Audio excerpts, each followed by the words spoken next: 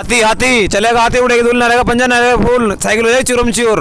इस बार यूपी की जनता कह रही है कि यूपी में साइकिल चलेगी। भाजपा को सब लोग समर्थन कर रहे हैं। हिंदूवाद का चुनाव है, हिंदू राष्ट्र का चुनाव है, सब भाजपा को वोट करेंगे।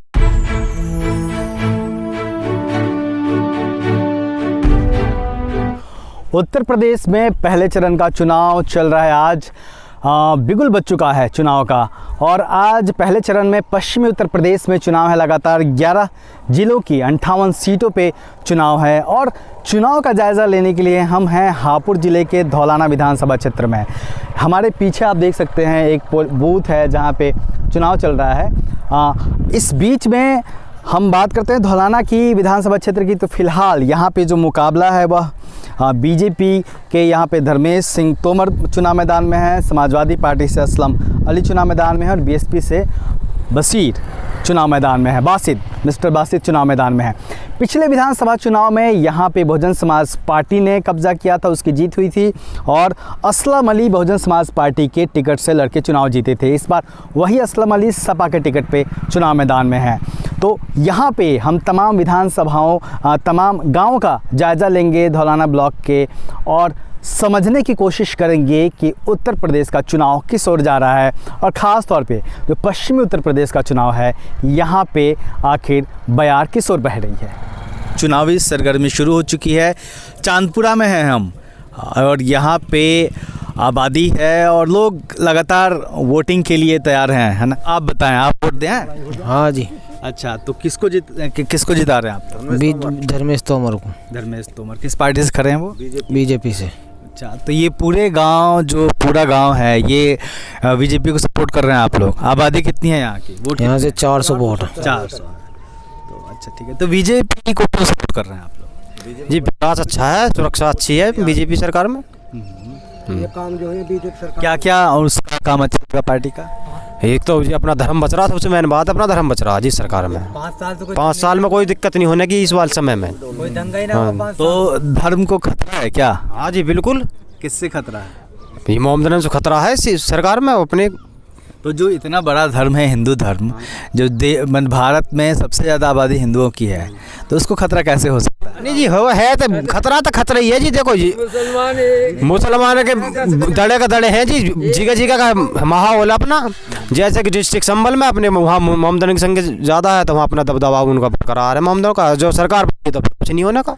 और मतलब ये धर्म ही मुद्दा है, इसके अलावा और विकास, रोजगार, महंगाई तो बहुत ज़्यादा बढ़ गई। चलो महंगाई तो बढ़ गई है, पर विकास भी है। अभी लॉकडाउन की वजह से महंगाई पे थोड़ा जोर है, तो फिर अपना विकास भी तो है अपना। क्या करते हैं आप? जी मैं तो अभी अपने पिता के साथ खेती बाड़ी में ही अपने किसान है। हाँ जी, आप क्या कह रहे थे? हाँ जी जी, मतलब वोट आप लोग किस आधार पे दे रहे हैं? इस आधार पे दे रहे हैं जी, योगी जी और मोदी जी से बढ़िया हमारे उसमें आज तक ना कोई प्रधानमंत्री हुआ ना मुख्यमंत्री हुआ, इस आधार पर दे रहे हैं। पिछली बार यहाँ पे फाइट किसके बीच रही थी, कौन जीता था, और इस बार कैसे अलग है? ये अलग ऐसा हो गया कि हमारे इसमें समाज में, हिंदू समाज में जो दो खड़े हो गए, हिंदू समाज में 2 खड़े हो गए। ये विधायक जी भी खड़े हो गए, और क्या रमेश चंद्र तोमर भी खड़े हो गए। नहीं, हमारा हिंदू जीतता। तो इस बार एक ही आदमी खड़ा है? एक ही आदमी खड़ा हमारा जीतता। अच्छा, आप लोग यहाँ पे खेती किसानी कर रहे हैं ज़्यादा लोग। अभी जो ये मसला हुआ था, जो धरना प्रदर्शन हुआ था, उस पर क्या कह रहे हैं आप लोग? उससे कोई मतलब बीजेपी के खिलाफ आक्रोश है गांव में या फिर नहीं? नहीं जी, हमें तो बीजेपी से कोई वो नहीं है। तो जो किसान आंदोलन हुआ और तमाम दिक्कतें हुई, उसका कोई यहाँ पे फ़र्क नहीं पड़ रहा? नहीं जी, कोई फ़र्क नहीं है जी, कोई फ़र्क नहीं। क्यों? यहाँ पे ऐसे वो थोड़ी किसान है, यहाँ पे तो किसान असली वाले, नकली वाले थोड़ी है। वो तो नकली किसान है, जिन्हें कुछ काम ना हो, किराए के टट्टू है, पैसे के लालच में गए हुए हो। इस गांव में आबादी किस समाज की है सबसे ज़्यादा? इस समाज, इसमें जो है आहिरिया समाज भी है, और पंडित भी हैं, ठाकुर भी हैं, बस यही ज़्यादा है। जो गांव होता है, आप उस गांव को ऐसे समझ सकते हैं कि गांव कई खानों में बटा होता है। तो यहाँ पे ये स्थिति है, यहाँ पे अपर कास्ट के लोग हैं वो भाजपा को सपोर्ट कर रहे हैं, लेकिन बगल में और मुस्लिम समाज के लोग हैं, जाटो समाज के लोग हैं। हम उनसे भी बात करने की कोशिश करेंगे। और ये हम जिस रास्ते में जा रहे हैं, इधर जाटो बस्ती है और जैसे ही हम जाटो बस्ती की तरफ चलते हैं विकास अलग तरीके से दिखता है। सड़कें टूटी फूटी सी हैं, गड्ढे हैं। और ये चांदपुरा के बगल में रघुनाथपुर गांव है और यहाँ पे कुछ लोग हैं हमारे साथ। कितना बड़ा गांव है ये, कितनी आबादी है यहाँ की? 6000 पोलिंग है जी। 6000 पोलिंग जी। और किस किस समाज के लोग हैं इस गांव में? इसमें जो सभी समाज के लोग हैं, ठाकुर ज़्यादा हैं इस गांव में। तो अच्छा, तो ये वोटिंग आप लोग किसको सपोर्ट कर रहे हैं? हम बीजेपी को सपोर्ट कर रहे हैं जी, हमारा सब फुल सपोर्ट बीजेपी को है। अच्छा, आप लोग किस समाज से ताल्लुक़ रखते हैं? हम अहेरिया समाज से ताल्लुक़ रखते हैं जी। और कितनी आबादी है उसके यहाँ पे? यहाँ पे अहेरिया समाज की लगभग 700-800 वोट हैं। सब हमारी सबकी एक जगह जाती है वोट। क्या करते हैं आप? हम खेती बाड़ी करते हैं। किसान आंदोलन हुआ था, बहुत सारे किसान मरे हैं, तो उसका कोई असर है यहाँ पे? यहाँ पे असर है। हमारा ना किसान कोई गया, किसान के पास इतना भैया टाइम दो भैया के लो। हाँ बताइए। किसान किसी भी किसान के पास इतना टाइम ना होता जो जाके वहाँ दंगे फसाद करे, अपनी खेती से फुर्सत ना मिलती, जो वहाँ जाने की फुर्सत तो तब वो तो किसानों के लिए ही आंदोलन चल रहा था ना। किसान वो कुछ नहीं थे, वो तो सब जो दूसरी पार्टी के खरीदे हुए सदस्य थे जो वहाँ पर जाके दंगा फसाद भड़का रहे थे पब्लिक को कि सरकार गिरनी चाहिए। ऐसा कुछ नहीं है, किसानों के पास अपने खेतों में से अलग जाने का टाइम नहीं है, तो वहाँ पे क्या जाएंगे किसान। अभी हम जिन लोगों से बात कर रहे थे वो अहेरिया समाज के लोग हैं और अहेरिया समाज भी आप समझ सकते हैं कि क्लोज टू शेड्यूल कास्ट है और लगातार यह आंदोलन करता रहा है कि इसको शामिल किया जाए, इनको भी रिजर्वेशन मिलना चाहिए। इस तरीके से इनका आंदोलन चलता रहा है। बाकी आगे वाल्मीकि समाज की बस्ती है, जाटो समाज की बस्ती है, हम वहाँ भी लोगों से बात करते हैं, देखते हैं उनका रुझान किस तरफ है। और ये रघुनाथपुर की वाल्मीकि बस्ती है और तमाम लोग जो आपको मेरे पीछे या फिर मेरे साथ दिख रहे हैं वो वाल्मीकि समाज से ताल्लुक़ रखते हैं। वोट कर रहे हैं आप लोग? किसको सपोर्ट कर रहे हैं आप लोग? बीजेपी को। बीजेपी को क्यों? विकास करा हमारे। अरे हमारा बढ़िया काम करा बेचारे ने। क्या बढ़िया काम हुआ? हमारे वाल्मीकि समाज को आज तक भी हर चीज़ मिली है इनको। और विकास करा है। विकास करा हमारे। विकास करा है, ऐसी बात नहीं सर। विकास करा है बीजेपी ने, तो हम बीजेपी को ही जिताएंगे। अच्छा, ऐसा मतलब माना जाता है कि जो शेड्यूल कास्ट समाज है वो बीएसपी को सपोर्ट करता है, तो यहाँ बीएसपी के वोटर नहीं है? नहीं जी, बहुत ना के बराबर है बीएसपी के। जो वाल्मीकि समाज बीएसपी को सपोर्ट नहीं कर रहा? नहीं जी, नहीं जी, बीजेपी के साथ हैं जो।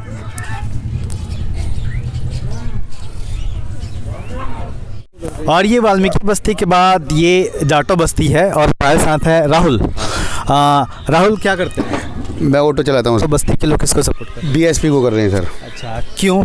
क्यों? बीएसपी ने ये जितनी भी गाँव की सड़कें हैं, ये आरसीसी है, जितनी भी हैं सब बीएसपी की करामात है। जो बनाई है एक यहाँ पे हमारे यहाँ पे पंचायत घर बना हुआ है, वो भी बीएसपी नहीं बनवाया है।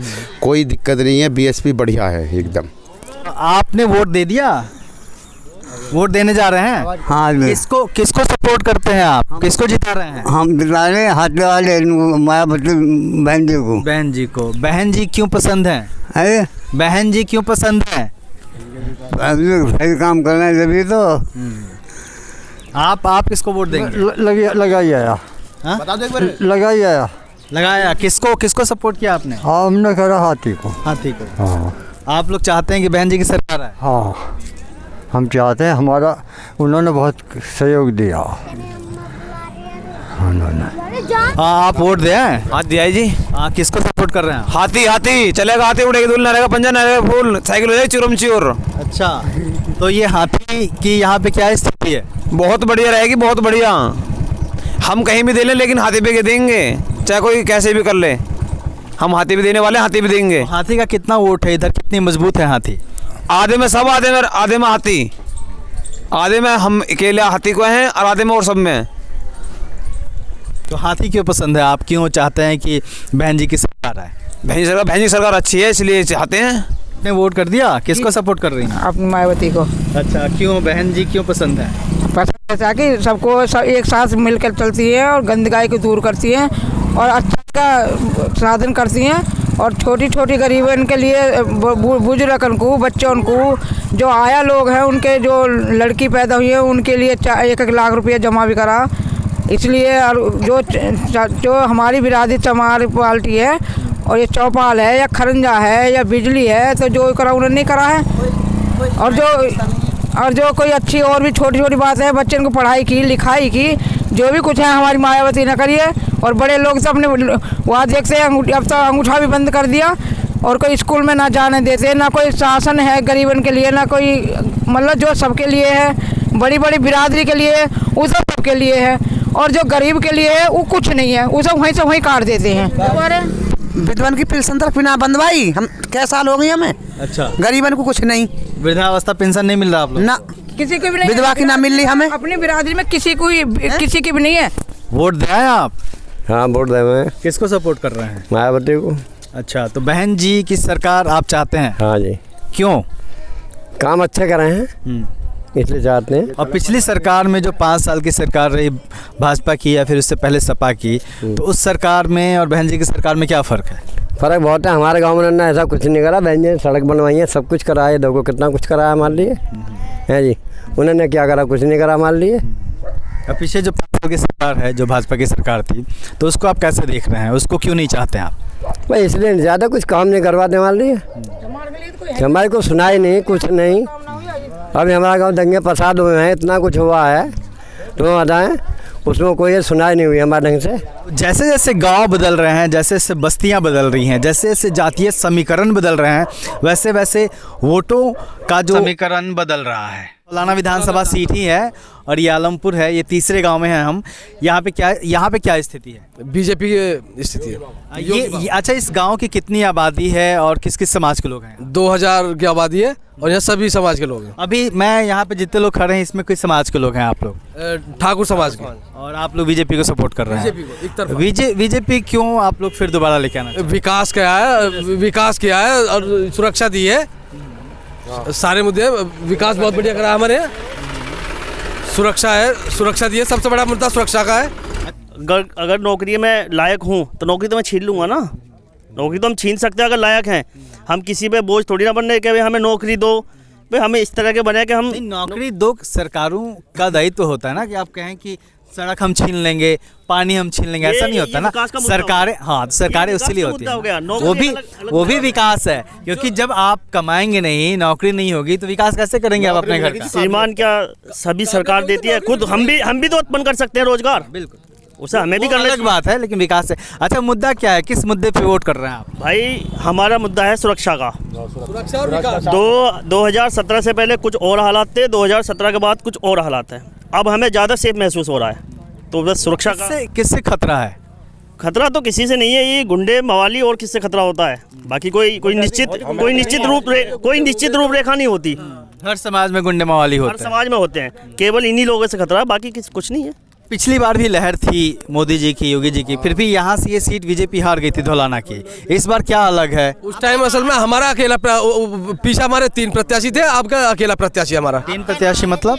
पहले ऐसा इससे बीजेपी से हमारे 3 प्रत्याशी, उससे जो हिंदू 3 थे। अच्छा, हाँ, मोमडन अकेला था, इसलिए वो निकल गया।